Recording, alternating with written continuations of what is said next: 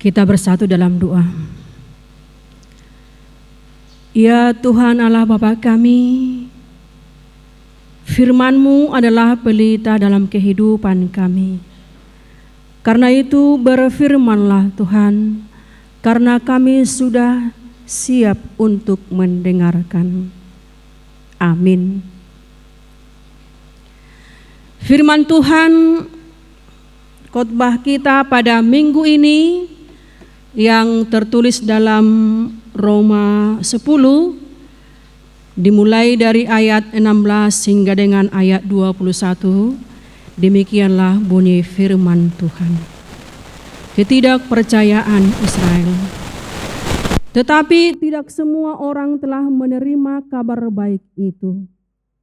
Yesaya sendiri berkata, Tuhan, siapakah yang percaya kepada pemberitaan kami?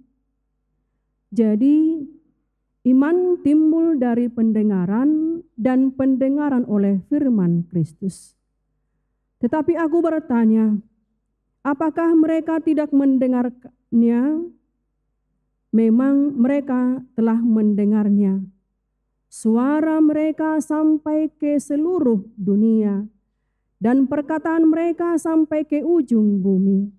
Tetapi aku bertanya, adakah Israel menanggapnya? Pertama-tama Musa berkata, aku menjadikan kamu cemburu terhadap orang-orang yang bukan umat, dan membangkitkan amarahmu terhadap bangsa yang bebal. Dan dengan berani Yesaya menyatakan, aku telah berkenan ditemukan mereka yang tidak mencari aku. Aku telah menampakkan diri kepada mereka yang tidak menanyakan aku. Tetapi tentang Israel ia berkata, sepanjang hari aku telah mengulurkan tanganku kepada bangsa yang tidak taat dan yang membantah. Demikianlah bunyi firman Tuhan. Kita semua yang dikasihi oleh Yesus Kristus, topik minggu kita, iman timbul oleh pendengaran. Saudara yang dikasihi Tuhan, sudah fokuskah kita mendengarkan firman Tuhan? Masih adakah yang merangan-angan, yang menghayal?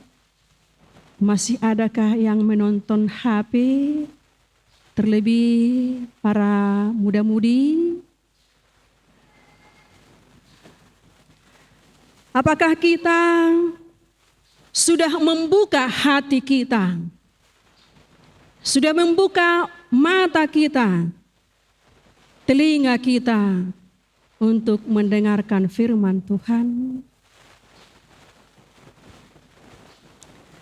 Sebagaimana tumbuhan akan menjadi layu kalau tidak diserami dengan air. Begitu juga dengan iman kita. Kita akan menjadi gersang bila tidak selalu menerima, membaca, dan mendengar firman Tuhan. Khotbah ini mengajarkan kepada kita tentang pendengaran akan firman Tuhan. Bagi Paulus, iman timbul, iman kepada Tuhan oleh pendengaran akan firman Tuhan. Karena itu Bapak Ibu dan Saudara yang dikasihi Tuhan Yesus Kristus, pendengaran amat penting dan menentukan karena erat kaitannya dengan iman seseorang kepada Tuhan. Dampak mendengar firman Tuhan adalah munculnya iman. Selalu mendengar firman-Nya akan memperteguh iman kepada Tuhan. Ini adalah rantai keselamatan. Awal rantai itu adalah mendengarkan firman Tuhan. Sekarang Bapak, Ibu, dan Saudara yang dikasihi oleh Tuhan Yesus Kristus, yang menjadi pertanyaan, berdampakkah iman itu dalam kehidupan kita sehari-hari?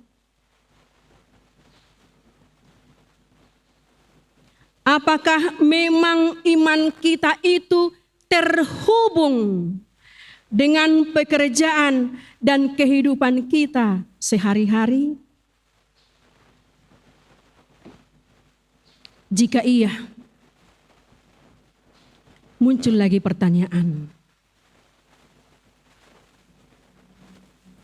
Apa akar penyebab terjadinya krisis dalam keluarga kita, dalam komunitas kita, dalam masyarakat,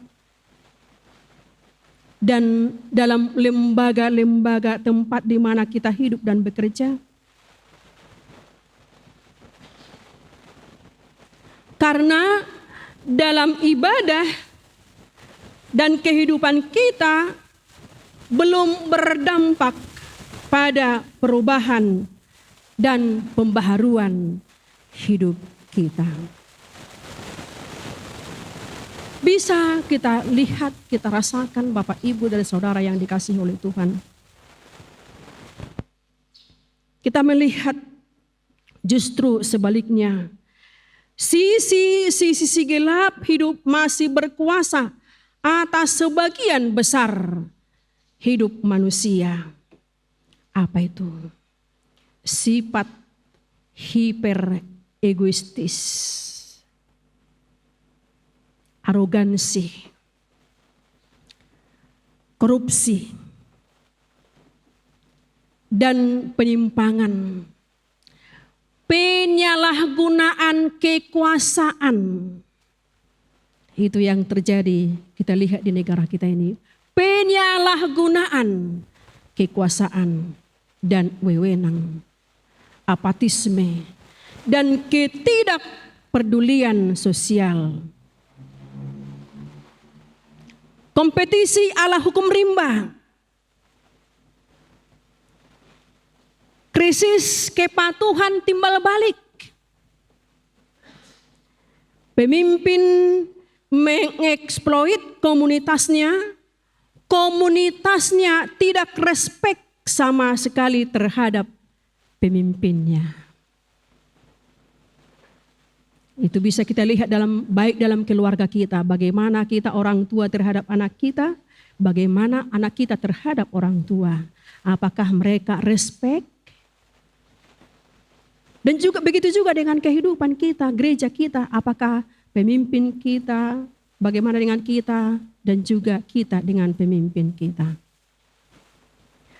Karena itu Bapak Ibu yang dikasihi oleh Tuhan Yesus, melalui firman Tuhan minggu ini, panggilan untuk kita semua, sebagaimana yang dilakukan oleh Martin Luther, Bapak gereja kita dulu, adalah gerakan reformasi Protestan, yaitu tentang pembenaran oleh iman kepada Kristus. Yang dilanjutkan lagi oleh Dietrich Bonhoeffer. Poin penting bagi Bonhoeffer bahwa yang memprotes adalah Allah.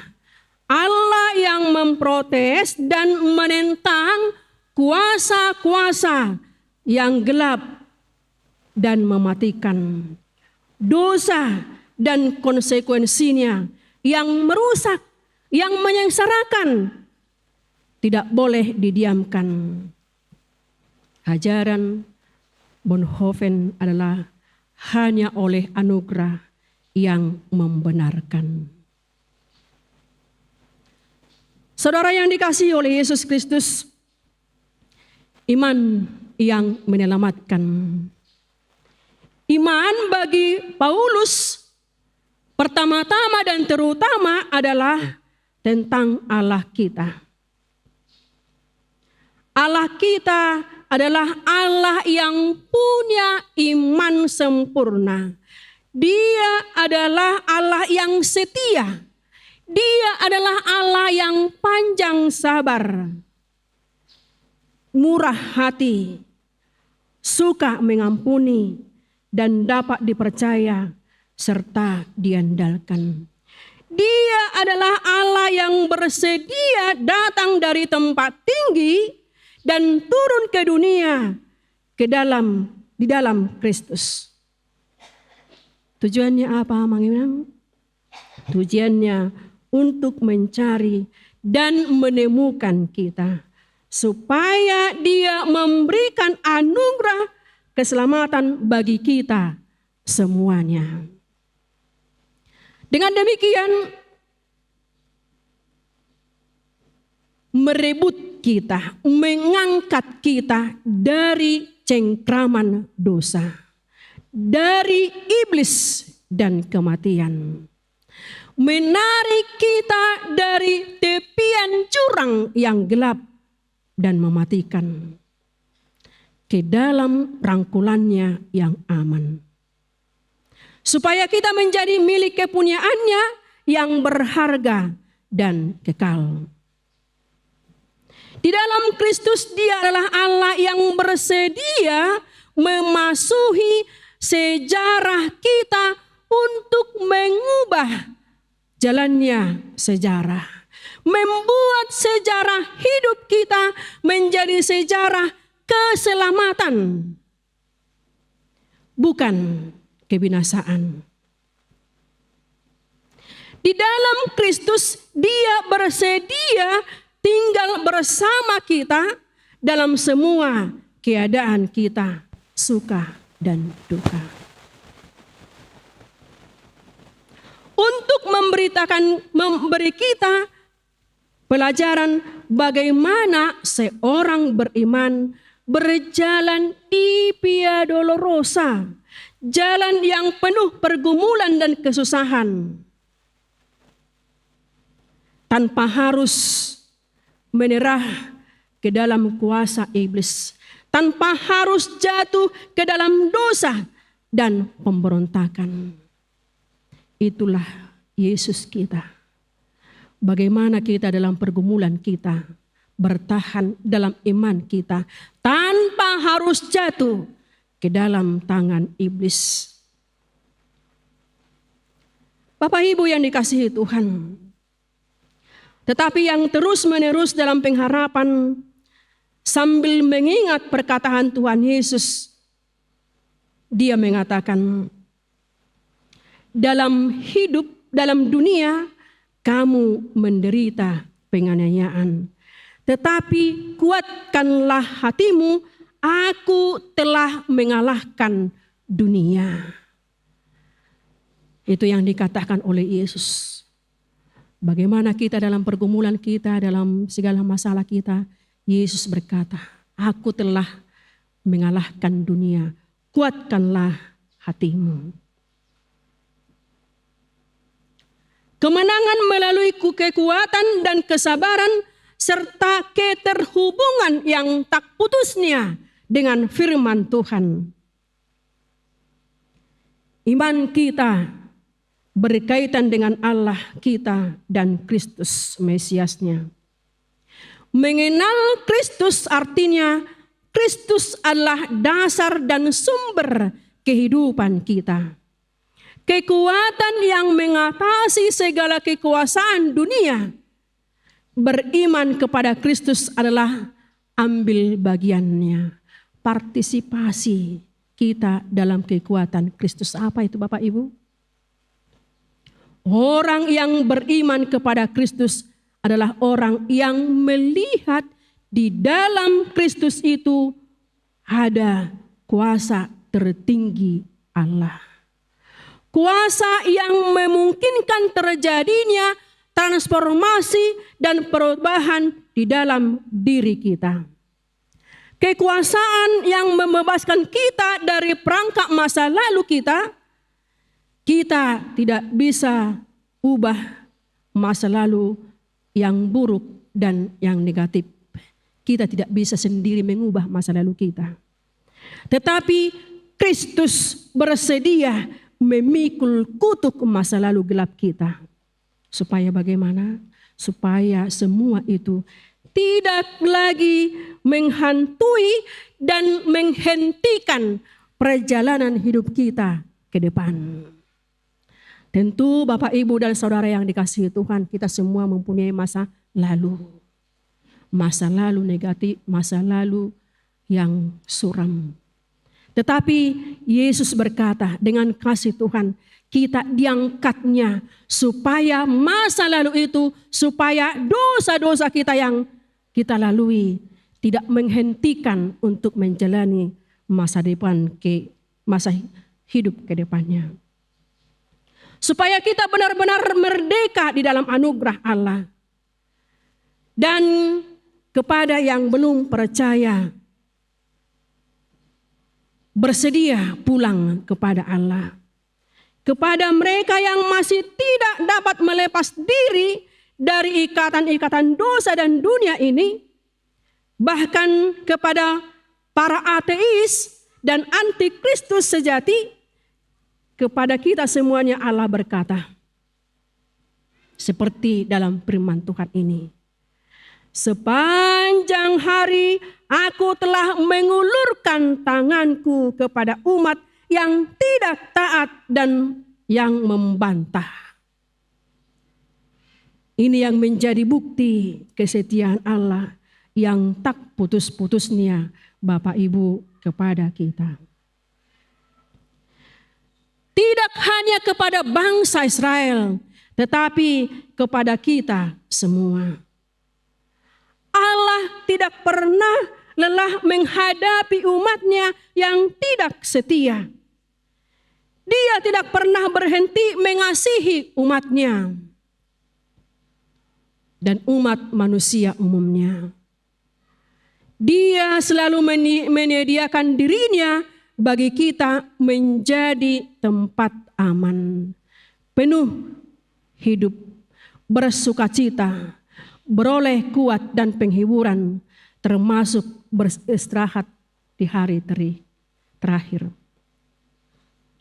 Dari khotbah ini Bapak Ibu yang dikasihi Tuhan, kita paham benar bahwa Allah sudah menyediakan semua syarat yang kita butuhkan untuk beroleh anugerah keselamatan. Tidak ada lagi yang perlu dilakukan.